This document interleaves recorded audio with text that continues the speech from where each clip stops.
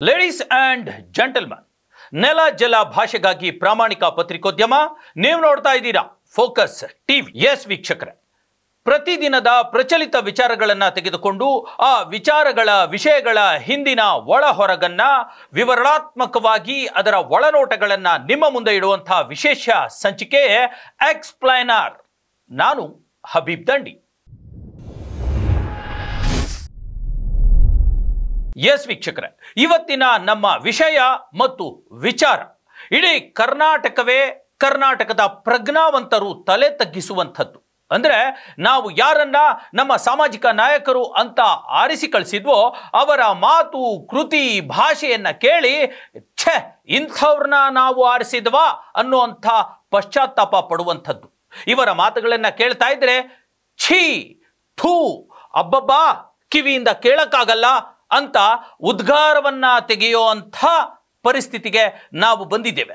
ಅಂತಹ ಇಬ್ಬರು ನಾಯಕರ ಬಗ್ಗೆ, ಎಲುಬಿಲ್ಲದ ಅವರ ನಾಲಿಗೆಯ ಬಗ್ಗೆ, ಆಚಾರವಿಲ್ಲದ ಅವರ ನಾಲಿಗೆಯ ಬಗ್ಗೆ ಇವತ್ತು ನಾನು ಹೇಳೋದಕ್ಕೆ ಹೊರಟಿದ್ದೀನಿ. ಆ ಇಬ್ಬರು ಮಹಾನ್ ನಾಯಕರೇ, ರಾಜ್ಯ ಕಂಡಂಥ, ಅದರಲ್ಲೂ ಯುವ ನಾಯಕರೇ, ಒಂದು ಮಾಜಿ ಸಂಸದರು ಆಗಿರ್ತಕ್ಕಂಥ ಪ್ರತಾಪ್ ಸಿಂಹ ಮತ್ತು ಹಾಲಿ ಶಾಸಕರು ಆಗಿರುವ ಪ್ರದೀಪ್ ಈಶ್ವರ್.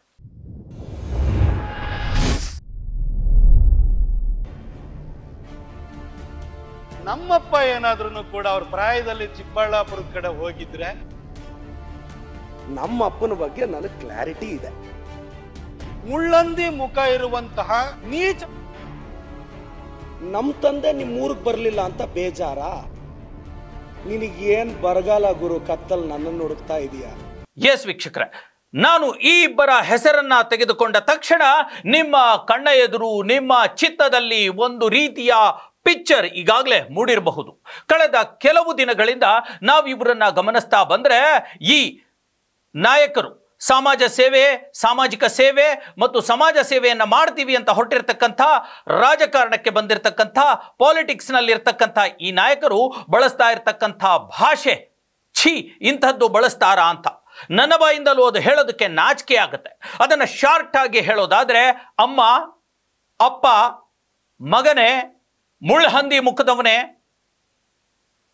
ಇಂತಹ ಭಾಷೆನ ಬಳಸೋದು ಪ್ರಜ್ಞಾವಂತರು, ವಿದ್ಯಾವಂತರು, ಮಕ್ಕಳಿಗೆ ಪಾಠ ಹೇಳುವಂಥವ್ರು ಬಳಸುವಂಥ ಭಾಷೆನ ಇದು.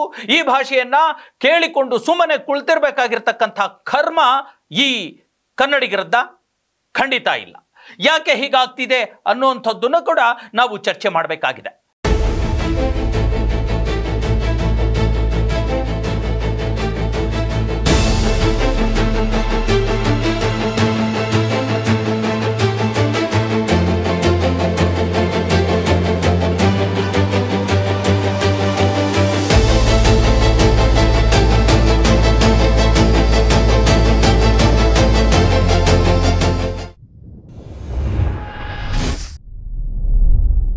ಅದು ಪ್ರದೀಪ್ ಈಶ್ವರ್ ಶಾಸಕರಾಗಿ ಬಂದ ಕೆಲವೇ ದಿನಗಳಿಂದ ಈ ಪ್ರತಾಪ್ ಸಿಂಹ ಮತ್ತು ಪ್ರದೀಪ್ ಈಶ್ವರ್ ಅವರ ಹಗ್ಗ ಜಗ್ಗಾಟ, ಮಾತಿನ ಮೇಲಾಟ ಶುರುವಾಗಿರ್ತಕ್ಕಂಥದ್ದು. ಈ ಹಿಂದೆನೆ ಸ್ವತಃ ಪ್ರದೀಪ್ ಈಶ್ವರ್ ಏನು ಚಿಕ್ಕಬಳ್ಳಾಪುರದಲ್ಲಿ ಶಾಸಕ ಸ್ಥಾನಕ್ಕೆ ಸ್ಪರ್ಧಿಸಿದ್ರು, ಅಲ್ಲಿ ಸುಧಾಕರ್ ಅವರ ವಿರುದ್ಧ ಸ್ಪರ್ಧೆಯನ್ನು ಮಾಡಿದ್ರು. ಅವರ ಆ ಚುನಾವಣಾ ಭಾಷಣಗಳಲ್ಲೇ ಸುಧಾಕರ್ ವಿರುದ್ಧ ಒಂದು ರೀತಿಯ ಆಕ್ಷೇಪಾರ್ಹ ಪದಗಳನ್ನ ಬಳಸ್ತಾ ಇದ್ರು. ಈ ಕುರಿತಂತೆ ಸಾಕಷ್ಟು ಆಕ್ಷೇಪಣೆಗಳು ಕೂಡ ವ್ಯಕ್ತವಾಗಿತ್ತು. ಒಂದು ಚುನಾವಣಾ ಪ್ರಚಾರದಲ್ಲಿ ಈ ರೀತಿಯ ಭಾಷೆಗಳನ್ನ ಬಳಸಬೇಕಾ ಅನ್ನುವಂಥ ಪ್ರಶ್ನೆಗಳು ನಾಡಿನ ಪ್ರಜ್ಞಾವಂತರಲ್ಲಿ ಎದ್ದು ನಿಂತಿತ್ತು. ಆಗ ಯಾರು ಪ್ರದೀಪ್ ಈಶ್ವರ್ ಅವರನ್ನ ಕಂಟ್ರೋಲ್ ಮಾಡಲಿಲ್ಲ. ಅದು ಎಲ್ಲಿಗೆ ಬಂದು ನಿಂತಿದೆ ಅಂತಂದ್ರೆ, ಇವತ್ತು ವಿಧಾನಸೌಧದ ಎದುರುಗಡೆಯೇ ನಿಂತ್ಕೊಂಡು ಬಾಯಿಗೆ ಬಂದ ಹಾಗೆ ಮಾತಾಡುವಂತಹ ಪರಿಸ್ಥಿತಿ ನಿರ್ಮಾಣವಾಗಿದೆ. ಪ್ರದೀಪ್ ಈಶ್ವರ್ ಅವರ, ನೀವು ವಿದ್ಯಾವಂತರು ಅಂತ ಹೇಳೋಬಹುದಾ? ಸೆಕೆಂಡ್ PUC ಓದಿದ್ರು ಕೂಡ ನೀವು MBBS ಮಾಡುವಂತಹ ಡಾಕ್ಟರ್ಗಳಿಗೆ ಪಾಠ ಮಾಡುವಂತಹ ಒಂದು ದೊಡ್ಡ ಮಟ್ಟದ ಬೌದ್ಧಿಕತನ ಮತ್ತು ಚಾಕಚಕ್ಯತೆ ನಿಮಗಿದೆ. ನಾವು ಆ ಬಗ್ಗೆ ಪ್ರಶ್ನೆ ಮಾಡ್ತಾ ಇಲ್ಲ. ಆದ್ರೆ ನೀವು ಬಳಸುವಂತಹ ಪದಗಳೇನು, ಅದು ನೀವು ಯಾರಾಗಿ ಬಳಸ್ತಿದ್ದೀರಾ? ಒಬ್ಬ ಶಾಸಕನಾಗಿ, ಒಂದು ಇಡೀ ಕ್ಷೇತ್ರವನ್ನ ಪ್ರತಿನಿಧಿಸುವಂತಹ ಲಕ್ಷಾಂತರ ಮತದಾರರ ಪ್ರತಿನಿಧಿಯಾಗಿ, ಇಡೀ ರಾಜ್ಯದ 6.5-7 ಕೋಟಿ ಕನ್ನಡಿಗರ ಪ್ರತಿನಿಧಿಯಾಗಿ ನೀವು ಬಳಸುವಂತಹ ಪದಗಳು ಇವ? ನೀವು ಮಕ್ಕಳಿಗೆ ಪಾಠ ಹೇಳುವಂಥವ್ರು, ನೀವೇ ಪಾಠ ಹೇಳುವಂಥವ್ರು ಈ ಥರದ ಪದಗಳನ್ನು ಬಳಸಿದರೆ ನೀವು ಮಕ್ಕಳಿಗೆ ಇನ್ಯಾವ ರೀತಿ ನೈತಿಕತೆಯ ಪಾಠವನ್ನು ಹೇಳ್ತೀರಾ ಸ್ವಾಮಿ? ನಿಮಗೇನಾದರೂ ಒಂದು ಚೂರಾದರೂ ನಾಚಿಕೆ, ಮಾನ, ಮರ್ಯಾದೆ, ನಾನು ಎಲ್ಲಿ ಇದ್ದೀನಿ, ನಾನು ಏನು ಆಗಿದ್ದೀನಿ, ನಾನು ಏನು ಮಾತಾಡಬೇಕು, ನಾನು ಹೀಗೆ ಮಾತಾಡಿದರೆ ಅದರ ಪರಿಣಾಮ ಏನಾಗುತ್ತೆ, ಸಾರ್ವಜನಿಕರ ಮೇಲೆ ಈ ಮಾತುಗಳ ಪದಗಳ ಪ್ರಭಾವ ಏನಾಗುತ್ತೆ, ಜನ ಬೇಜಾರು ಪಟ್ಕೊಳ್ತಾರಾ ಇಲ್ಲ ಅಸಹ್ಯ ಪಟ್ಕೊಳ್ತಾರಾ ಅಂತ ಒಮ್ಮೆಯಾದರೂ ಯೋಚನೆ ಮಾಡಿದ್ದೀರಾ? ಅದೇನ್ರಿ ಅದು? ಯಾರ ಮೇಲೆ ಬೇಕಾದರೂ ನಿಂತ್ಕೊಂಡು ಏನು ಬೇಕಿದ್ರೂ ಮಾತಾಡ್ಬಿಡೋದು. ಖಂಡಿತ ವಾಕ್ ಸ್ವಾತಂತ್ರ್ಯ ಇದೆ. ಅದರ ಅರ್ಥ ನಿಮಗೆ ಬಾಯಿಗೆ ಬಂದ ಪದಗಳನ್ನು ಮಾತಾಡಬೇಕು ಅನ್ನುವಂಥದ್ದಲ್ಲ, ಅವಾಚ್ಯ ಪದಗಳನ್ನು ಮಾತನಾಡಬೇಕು ಅನ್ನುವಂಥದ್ದಲ್ಲ, ಮಾನಹಾನಿಯಾಗುವಂತಹ ಪದಗಳನ್ನು ಮಾತನಾಡಬೇಕು ಅನ್ನುವಂಥದ್ದಲ್ಲ. ಹಿರಿಯರು ಕಿರಿಯರು ಅನ್ನದೇ ಅವರ ಒಂದು ಸೇವೆಯನ್ನು ಕೂಡ ಗಮನಿಸಿದೆ, ಅವರ ಸೀನಿಯಾರಿಟಿಯನ್ನು ಕೂಡ ಗಮನಿಸಿದೆ. ಹಿರಿಯ ರಾಜಕಾರಣಿಗಳ ಬಗ್ಗೆನೂ ಕೂಡ ಕ್ಷುಲ್ಲಕವಾಗಿ ತುಚ್ಛವಾಗಿ ಮಾತನಾಡುವಂಥದ್ದು ಅಲ್ಲ ಪ್ರದೀಪ್ ಈಶ್ವರ್. ಮೊದಲ ಬಾರಿ ಶಾಸಕರಾಗಿದ್ದೀರಾ. ನಿಮ್ಮ ರಾಜಕೀಯ ಒಂದು ಪ್ರಯಾಣ ಏನಿದೆ ಅದು ತುಂಬ ದೂರಕ್ಕೆ ಹೋಗಬೇಕಾಗಿದೆ. ಆದರೆ ನೀವು ಈಗಲೇ ಹರಕಬಾಯಿಯ ಶಾಸಕ ಅನ್ನುವಂಥ ಒಂದು ಮಾತನ್ನು, ಒಂದು ಆರೋಪವನ್ನು ಯಾಕೆ ಕೇಳಿಸ್ಕೊಳ್ತೀರಾ? ಬೋಧನೆಯ ಪಾಠ ಮಾಡುವಂಥ ವೃತ್ತಿಯಲ್ಲಿದ್ದೀರಾ. ಶಿಕ್ಷಕರಿಗೆ ಇರುವಂಥ ಘನತೆ, ಗಾಂಭೀರ್ಯತೆ, ಭಾಷೆಯ ಮೇಲಿನ ಹಿಡಿತ ಎಲ್ಲವೂ ಇರಬೇಕು. ತಪ್ಪು ಮಾಡಿದವರನ್ನ ಹೇಗೆ ಒಳ್ಳೆಯ ಮಾತುಗಳಿಂದ, ಒಳ್ಳೆಯ ನಡತೆಯಿಂದ ತಿದ್ದಿ ಸರಿದಾರಿಗೆ ತರಬೇಕೋ ಹಾಗೆ ನೀವು ಕೂಡ ಇರಬೇಕು. ಅದನ್ನು ಬಿಟ್ಟುಬಿಟ್ಟು ಈ ರೀತಿ ಅವಾಚ್ಯ ಶಬ್ದಗಳನ್ನು ಬಳಸೋದು ಕನ್ನಡಿಗರ ಕರ್ಮ. ನಾವು ಕೇಳೋವಂಥದ್ದು ಯಾಕ್ರಿ ಬೇಕು? ನೀವು ಯಾವತ್ತೂ ಇದ್ರ ಬಗ್ಗೆ ಚಿಂತೆ ಮಾಡಿಲ್ವಾ? ಇವತ್ತಾದರೂ ಚಿಂತನೆ ಮಾಡಿ.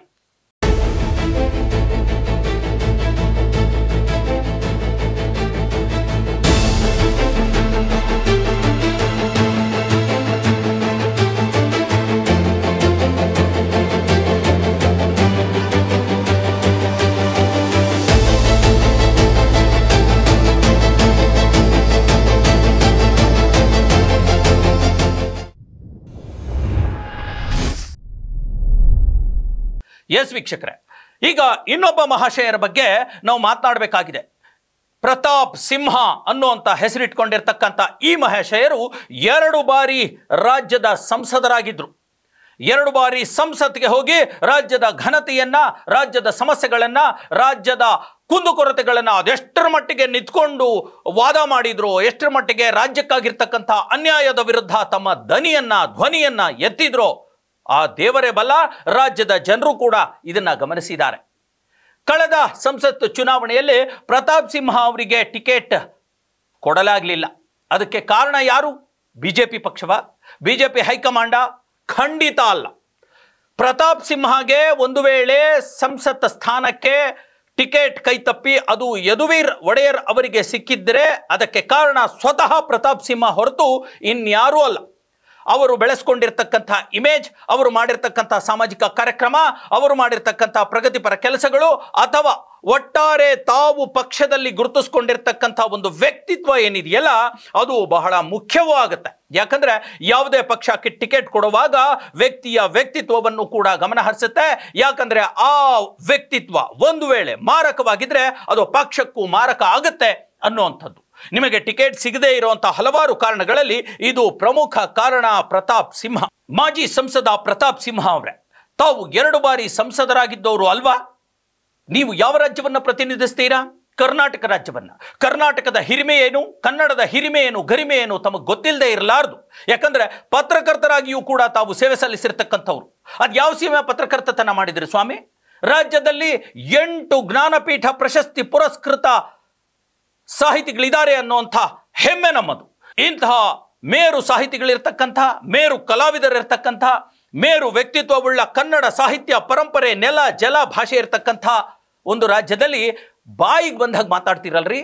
ಮಾಧ್ಯಮದವರ ಮುಂದೆ ನಿಂತ್ಕೊಂಡು ನಾನು ಎಲ್ಲಿ ನಿಂತ್ಕೊಂಡಿದ್ದೀನಿ, ನಾನು ಏನು ಹೇಳ್ತಿದ್ದೀನಿ, ಅದು ಯಾರಿಗೆ ತಲುಪುತ್ತೆ ಅನ್ನೋಂಥ ಒಂದು common sense, minimum common sense ಕೂಡ ಇಲ್ಲದ ಹಾಗೆ ಮತ್ತೊಬ್ಬ ಜನಪ್ರತಿನಿಧಿಯನ್ನ ಮುಳ್ಳು ಹಂದಿ ಮುಖದವನೇ, ಮಗನೇ, ನಿಮ್ಮಪ್ಪ, ನಮ್ಮಪ್ಪ, ನನ್ನ ತಾಯಿ, ನಿಮ್ಮ ತಾಯಿ, ನಿಮಗೆ ನಾಚಿಕೆ ಆಗೋದಿಲ್ವಾ ಈ ಥರದ ಮಾತುಗಳನ್ನಾಡಲಿಕ್ಕೆ? ಅಲ್ಲ ಸ್ವಾಮಿ, ನೀವು ಶಿಸ್ತಿನ ಪಕ್ಷದಿಂದ ಬಂದಿರತಕ್ಕಂಥವ್ರು, ಶಿಸ್ತಿನ ಪಕ್ಷ ಬಿಜೆಪಿ ಅಂತ ಹೇಳ್ಕೊಂಡು ಬಂದಿರತಕ್ಕಂಥವ್ರು, ಶಿಸ್ತಿನ ಸಂಘಟನೆಯಿಂದ ಬಂದಿರತಕ್ಕಂಥವ್ರು, ನಿಮ್ಮ ಪಕ್ಷ, ನಿಮ್ಮ ಸಂಘಟನೆ ನಿಮಗೆ ಕಲಿಸಿರ್ತಕ್ಕಂಥ ಶಿಸ್ತು ಇದೇನಾ? ನೀವು ಮಾತನಾಡುವಂಥ ಮಾತುಗಳು ರಾಜ್ಯದ ಜನರ ಮೇಲೆ, ಕನ್ನಡಿಗರ ಮೇಲೆ ಯಾವ ರೀತಿ ಪರಿಣಾಮ ಬೀರುತ್ತೆ ಅನ್ನೋಂಥ ಒಂದು ಮಿನಿಮಮ್ ಕಾಮನ್ ಸೆನ್ಸ್ ನಿಮಗೆ ಹೇಳ್ಕೊಟ್ಟಿಲ್ವಾ? ಈ ಬಗ್ಗೆ ನೀವು ಯಾವತ್ತೂ ಥಿಂಕೆ ಮಾಡಿಲ್ವಾ? ಅಥವಾ ನಿಮಗೆ ಟಿಕೆಟ್ ಕೊಡಲಾರದೆ ಇರತಕ್ಕಂಥ ಫ್ರಸ್ಟ್ರೇಷನ್ ಏನಾದರೂ ಕಾಡಿಸ್ತಾ ಇದೆಯಾ? ಈ ಹಿನ್ನೆಲೆಯಲ್ಲಿ ತಮ್ಮನ್ನು ತಾವು ಬಿಂಬಿಸಿಕೊಳ್ಳಿಕ್ಕೆ, ತಮ್ಮನ್ನು ತಾವು ರಾಜ್ಯ ಮಟ್ಟದಲ್ಲಿ ಪ್ರೆಸೆಂಟ್ ಮಾಡಿಕೊಳ್ಳಿಕ್ಕೆ ಈ ರೀತಿಯ ಅವಾಚ್ಯ ಶಬ್ದಗಳನ್ನು ಬಳಸ್ತಾ ಇದ್ದೀರಾ? ನಿಮ್ಮಿಬ್ಬರ ಈ ಅವಾಚ್ಯ ಶಬ್ದಗಳನ್ನು ಕೇಳಿ ಕಿವಿಗಳನ್ನು ಕರ್ಣ ಕಠೋರ ಮಾಡಿಕೊಳ್ಳಿಕ್ಕೆ ಕನ್ನಡಿಗರ ಕರ್ಮ ಆದರೂ ಏನು? ಎಸ್ ಪ್ರತಾಪ್ ಸಿಂಹ ಅವರೇ, ರಾಜ್ಯದಲ್ಲಿ ಎಂತೆಂಥ ರಾಜಕಾರಣಿಗಳು ಬಂದು ಹೋದ್ರು. ಗೋಪಾಲ್ ಗೌಡರ ಹೆಸರು ತಾವು ಕೇಳಿರಬಹುದು. MP ಪ್ರಕಾಶ್ರು ಎಂತಹ ಸಂಸ್ಕೃತಿ ರಂಗದಲ್ಲೂ ಮತ್ತು ರಾಜಕಾರಣದಲ್ಲೂ ಹೆಸರು ಮಾಡಿರ್ತಕ್ಕಂಥವರು ಸಜ್ಜನ ರಾಜಕಾರಣಿಗಳು. ಇಂಥವರ ಒಂದು ಪರಂಪರೆ ನಮಗೆ ಒಂದು ದೊಡ್ಡ ಲಿಸ್ಟೇ ಸಿಗುತ್ತೆ. ಎಲ್ಲಕ್ಕಿಂತ ಹೆಚ್ಚಿನದಾಗಿ ನೀವೇನು ನಾನು ಒಕ್ಕಲಿಗ ನಾಯಕ ಅನ್ನುವಂಥ ಮಾತುಗಳು ನಿಮ್ಮ ಮಾತುಗಳಲ್ಲೇ ಬರುತ್ತೆ. ಅದಕ್ಕೆ ಒಂದು ಉತ್ತರ ಅನ್ನೋದಾದರೆ ನೀವು ಗಮನ ಹರಿಸಿದ್ದೀರಾ? ಈ ರಾಜ್ಯದ ಇವತ್ತು ಇರತಕ್ಕಂಥ ಒಕ್ಕಲಿಗ ಪರಮೋಚ್ಚ ನಾಯಕ ಯಾರು? HD ದೇವೇಗೌಡರು. ಮತ್ತೊಬ್ಬ ಪರಮೋಚ್ಚ ನಾಯಕ, ಉನ್ನತ ಸ್ಥಾನವನ್ನು ಗಳಿಸಿದ ಮತ್ತೊಬ್ಬ ನಾಯಕರು ಯಾರು ಗೊತ್ತಾ? SM ಕೃಷ್ಣ ಅವರು. ಇವರಿಬ್ಬರ ಮಾತುಗಳಲ್ಲಿ ಯಾವತ್ತಾದರೂ ಈ ರೀತಿಯ ಮಾನಹಾನಿಯಾಗುವಂಥ ಅವಾಚ್ಯ ಪದಗಳನ್ನು ಬಳಸುವಂಥ ಒಂದೇ ಒಂದು ಮಾತುಗಳನ್ನು, ಸ್ಟೇಟ್ಮೆಂಟ್ಗಳನ್ನು ಯಾವತ್ತಾದರೂ ನೋಡಿದ್ದೀರಾ? ಅವರು ಹಾಕಿಕೊಂಡು ಬಂದಿರತಕ್ಕಂಥ ಒಕ್ಕಲಿಗರ ಹಿರಿಮೆ, ಗರಿಮೆಗೆ ನಿಮ್ಮಂಥವರು ಕುಂದುಂಟು ಮಾಡ್ತಾ ಇದ್ದೀರಾ. ನೀವು ಸಂಸದ ಸ್ಥಾನವನ್ನು, ಸಂಸದನಾಗಿದ್ದೆ ಅನ್ನೋಂಥದ್ದನ್ನು ಮರೆತು ವರ್ತಿಸ್ತಿರೋದು ಇನ್ನೊಂದು ಕಡೆ ಇಡೀ ಸಮುದಾಯಕ್ಕೂ ಕೂಡ ಕಳಂಕ ತರ್ತಾ ಇದ್ದೀರಾ. ಇದು ನಿಮಗೆ ಬೇಕಿತ್ತಾ? ನೀವು ಯೋಚನೆ ಮಾಡಬಾರ್ದಾ?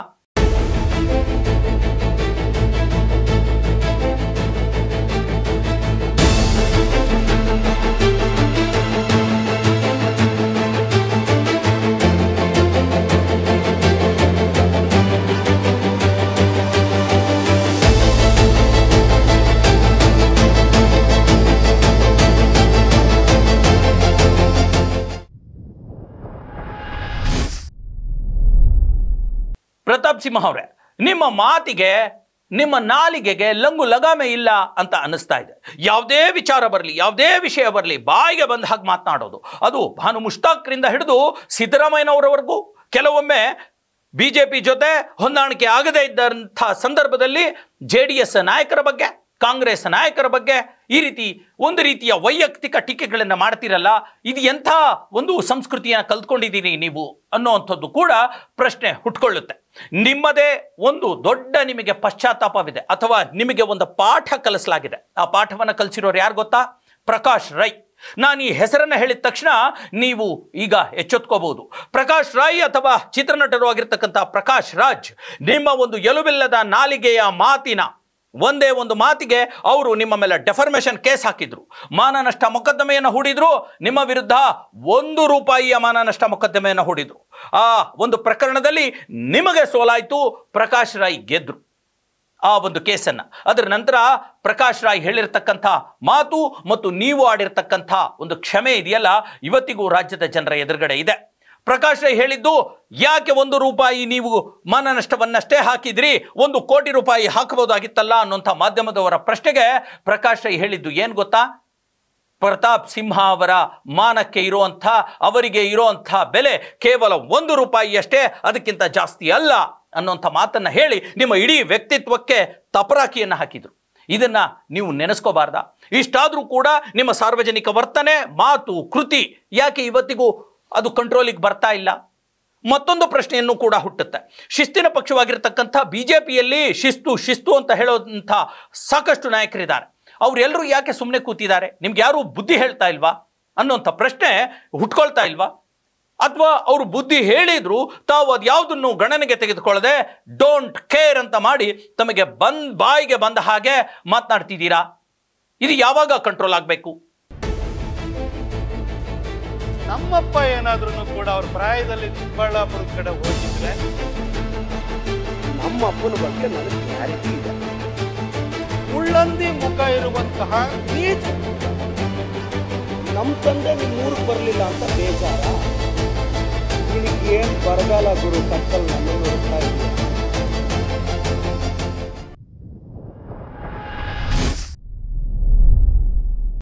ಎಸ್ ವೀಕ್ಷಕರೇ, ಇದು ಇವತ್ತಿನ ದೊಡ್ಡ ಮಟ್ಟದ ಚರ್ಚೆ ಆಗ್ತಾ ಇರತಕ್ಕಂಥದ್ದು. ಖಂಡಿತ ಇವರಿಬ್ಬರು ಕೂಡ ಯುವ ರಾಜಕಾರಣಿಗಳು, ಪ್ರದೀಪ್ ಈಶ್ವರ್ ಮತ್ತು ಪ್ರತಾಪ್ ಸಿಂಹ.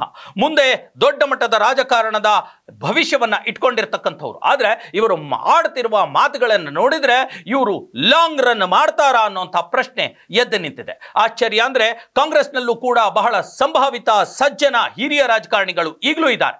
ಎಚ್ ಕೆ ಪಾಟೀಲ್ ಅಂತವರು, ಜಿ ಪರಮೇಶ್ವರ್ ಅಂತವರು, ಪ್ರೊಫೆಸರ್ ಚಂದ್ರಶೇಖರ್ ಅಂತವರು ಇವತ್ತು ಕೂಡ ತಮ್ಮ ಘನತೆಯನ್ನು ಉಳಿಸಿಕೊಂಡು ಅವರು ಪಕ್ಷಕ್ಕೂ ಘನತೆಯನ್ನ ತರ್ತಾ ಇದ್ದಾರೆ.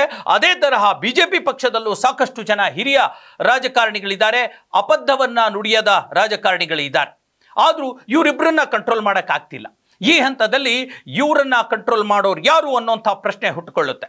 ಒಂದು ವೇಳೆ ಪ್ರದೀಪ್ ಈಶ್ವರ್ ಮತ್ತು ಪ್ರತಾಪ್ ಸಿಂಹ ಅವರೇ ನೀವು ಇದೇ ರೀತಿ ನಿಮ್ಮ ವರ್ತನೆಯನ್ನ ಮುಂದುವರಿಸಿದ್ರೆ ಖಂಡಿತ ಏನಾಗುತ್ತೆ ಗೊತ್ತಾ? ಮುಂದಿನ ದಿನಗಳಲ್ಲಿ ರಾಜ್ಯದ ಜನ ಹಾದಿ ಬೀದಿನಲ್ಲಿ ನಿಂತ್ಕೊಂಡು ನಿಮ್ಮನ್ನ ಛೀ ಥೂ ಅಂತ ಉಗಿಯುವಂಥ ಪರಿಸ್ಥಿತಿ ಬರುತ್ತೆ. ಯಾಕಂದ್ರೆ ಕನ್ನಡ ಜನರಿಗೆ, ಕರ್ನಾಟಕದ ಮತದಾರರಿಗೆ ನೀವು ಲಘುವಾಗಿ ಪರಿಗಣಿಸಬೇಡಿ. ಅತ್ಯಂತ ಸುಸಂಸ್ಕೃತ ನಾಡು ನಮ್ಮದು, ಅತ್ಯಂತ ಸುಸಂಸ್ಕೃತ ಸಂಸ್ಕೃತಿ ನಮ್ಮದು. ಅದನ್ನ ಪ್ರತಿನಿಧಿಸುವಂತ ನೀವು ನಾಯಕರಾಗಬೇಕೇ ಹೊರತು ನಿಮ್ಮ ಹರಕುಬಾಯಿಯ, ಆಚಾರವಿಲ್ಲದ, ಎಲುಬಿಲ್ಲದ ನಾಲಿಕೆಯ ಪ್ರತೀಕಗಳಾಗಬಾರ್ದು. ಅಂತಹ ಒಂದು ಆಚಾರ ಇಟ್ಕೊಂಡಿರೋ ನಾಲಿಗೆಯ ಮೂಲಕ ನಿಮ್ಮನ್ನ ನೀವು ತಿದ್ಕೊಳ್ತೀರಾ, ಮುಂದಿನ ದಿನಗಳಲ್ಲೂ ಆದರೂ ಸರಿದಾರಿಗೆ ಬರ್ತೀರಾ ಅನ್ನುವಂತಹ ಒಂದು ಮಾತನ್ನ ಹೇಳ್ತಾ ಇವತ್ತಿನ ಈ ಎಕ್ಸ್ಪ್ಲೈನರ್ ಕಾರ್ಯಕ್ರಮವನ್ನು ಮುಗಿಸ್ತಾ ಇದ್ದೀನಿ. ಮುಂದಿನ ಮತ್ತೊಂದು ವಿಷಯದೊಂದಿಗೆ ಮತ್ತೆ ಬರ್ತೀನಿ. ಅಲ್ಲಿವರೆಗೂ ನೋಡ್ತಾ ಇರಿ ನೆಲ ಜಲ ಭಾಷೆಗಾಗಿ ಪ್ರಾಮಾಣಿಕ ಪತ್ರಿಕೋದ್ಯಮ, ನಿಮ್ಮ ಫೋಕಸ್ ಟಿವಿ. ನಮ್ಮಪ್ಪ ಏನಾದ್ರೂ ಕೂಡ ಅವ್ರ ಪ್ರಾಯದಲ್ಲಿ ಚಿಕ್ಕಬಳ್ಳಾಪುರದ ಕಡೆ ಹೋಗಿದ್ರೆ ನಮ್ಮ ಅಪ್ಪನ ಬಗ್ಗೆ ನನಗೆ ಕ್ಲಾರಿಟಿ ಇದೆ. ಮುಳ್ಳಂದಿ ಮುಖ ಇರುವಂತಹ ನೀಚ ನಮ್ಮ ತಂದೆ ನಿಮ್ಮೂರಿಗೆ ಬರಲಿಲ್ಲ ಅಂತ ಬೇಜಾರ? ನಿನಗೇನು ಬರಗಾಲ ಗುರು, ಕತ್ತಲ್ ನನ್ನನ್ನು ಹುಡುಕ್ತಾ ಇದೀಯ?